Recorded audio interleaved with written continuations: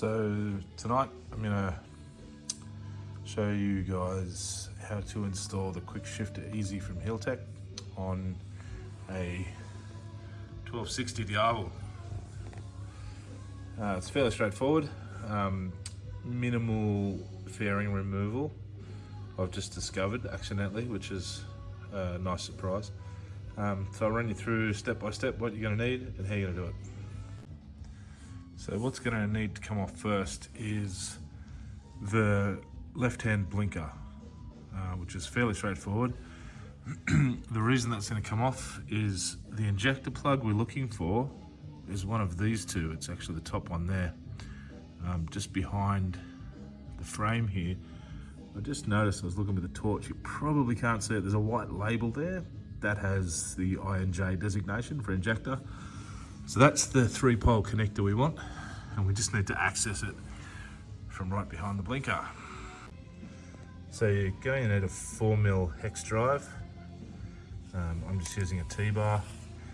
An Allen key is not going to cut it, simply because you have this guy down the bottom that you need to undo, but deep in the bowels up here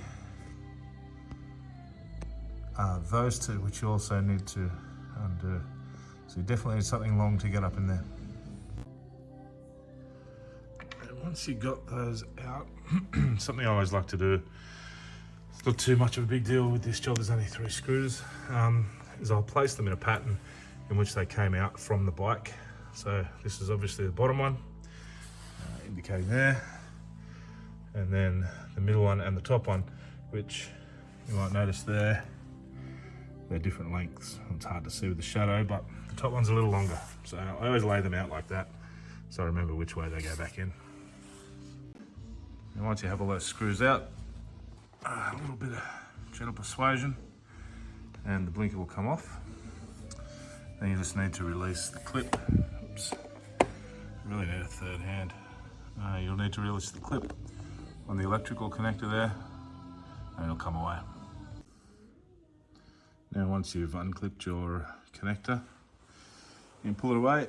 I always like to put it on something soft. Any of these sort of fragile parts that I pull off the bike, and cover it, just so I don't drop anything on it or kick it, which has happened, and that'll keep it safe. So I've moved this breather hose, which was here and in the way, just towards the front of the bike in front of this water reservoir, which then gives us a better view of our connector. So that's us there, that nice fuzzy one that won't focus.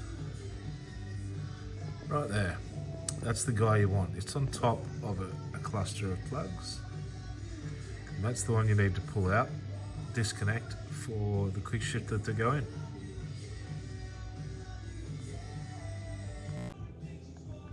So what I'll do here is I'll release the clip with a fine flat blade screwdriver, and then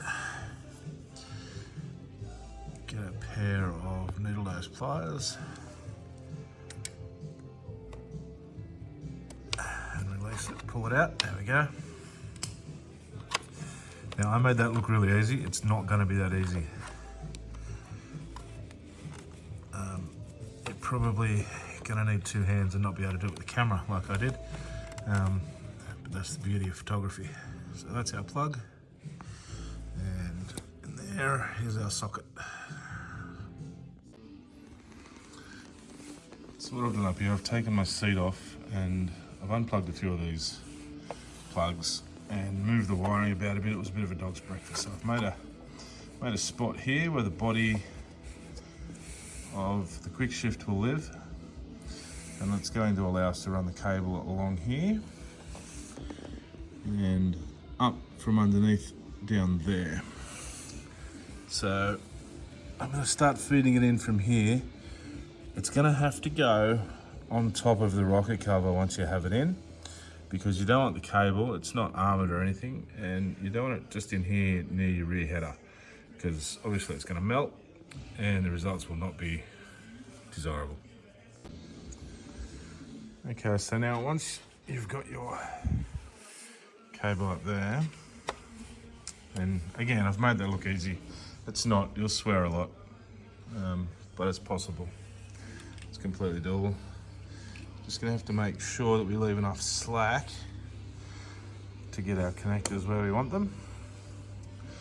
We also have to remember that we need to ground this wire somewhere along the way. So what I'm gonna do is I'm gonna plug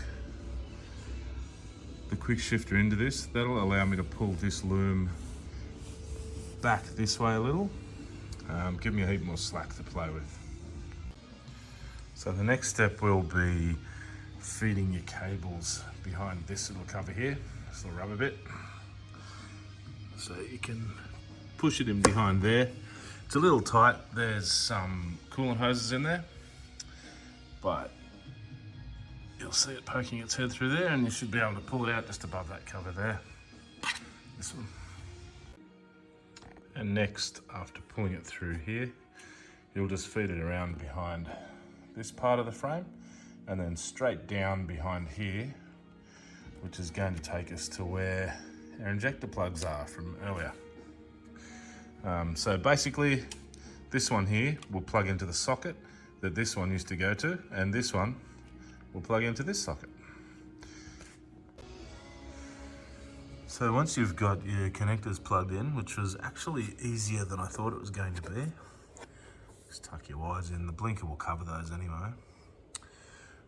So next is going to be reinstall the blinker on here, the fairing part with the blinker built into it, and then we'll look at where we're going to route this, cable tied in, and where we're going to earth out the harness to.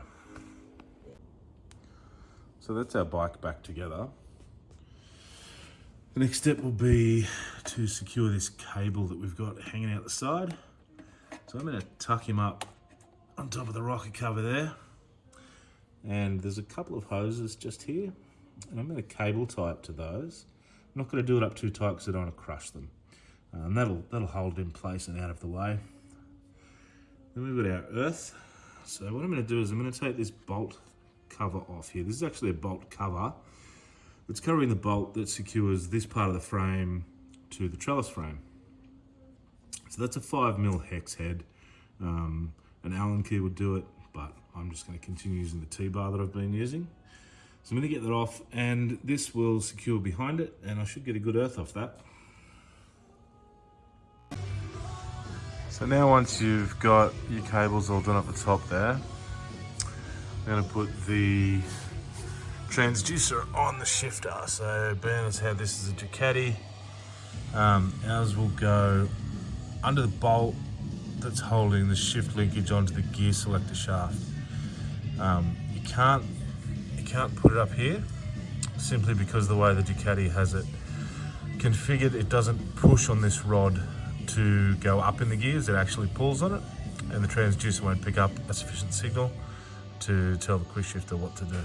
So we need to take out the bolt here. There's a spacer that will go in there, and then the new bolt will go in with the transducer attached. What I'm going to do to get this bolt out, this one here, it's a 5mm hex head or an Allen key. You can use an Allen key. I've got my hex head driver bits, and I've actually, it's going to focus, I've seated it inside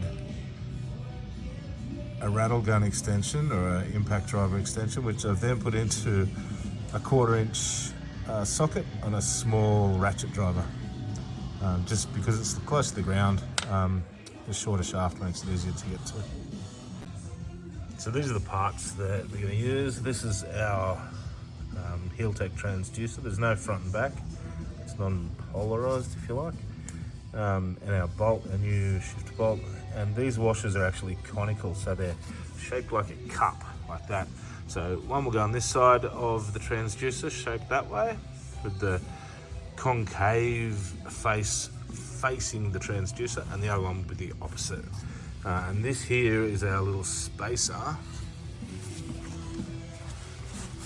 And he's going to fit, because the Ducati uses a recessed bolt head, He's going to go in, he's going to fill up that hole so that this face will become flush for the transducer to sit against. So I just wanted to give a better explanation of these conical washers.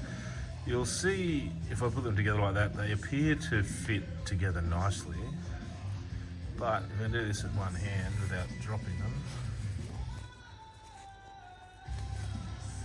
it's harder than it looks. If I sit them together, the other way, you'll see that they actually don't sit flush together. That's because they're now facing opposite ways to each other. So what we want to do when we put them on the bolt with the transducer, it's almost like brackets on your computer keyboard. So the first one will be the open bracket, so it'll be shaped the way of the open bracket. Then the transducer. And then the closed bracket. Man, I could really use a third hand. So it should look like that. You shouldn't see any gaps. I hope my description of how they fit together makes sense. But the manual does have a good explanation in it as well, which you can find online if you don't have the paper one from when you've ordered your gear. Okay, so once you've got it all together, you can screw it in by hand. Just do it up finger tight, and then the manual says to do it up to 5 Newton meters, which it's not much at all, so just do it up until it's tight against the shaft. Just watch that the transducer itself doesn't spin and foul the wire on the back of the gearbox here. So just hold it with one hand while you do it up with the other. And once it's tight, don't try and turn it like this, because you'll wreck it. Okay, so I've done up my sensor and left a little loop in the bottom there, which will just be enough for the movement, so it won't pull tight in either direction. I've run it up through this little gap, skewered it to the clutch, up behind the frame, out and across the top of the engine. There's a cable tie I need to trim. Across under here, follow the cable for the actual unit, and it's here. Ultimately we'll plug into the sensor there, and the whole unit will sit nicely down in there. So that's the quick shifter installed. That's him there. I've put everything back in. It's still a bit tight, a bit of a dog's breakfast in there, but that was factory, so you know. You may notice my 12-volt adapter looks a little different to yours. I've actually replaced the cigarette lighter socket with a twin USB one, just for convenience. So that takes up a little bit of room as well. But this mounted okay over here.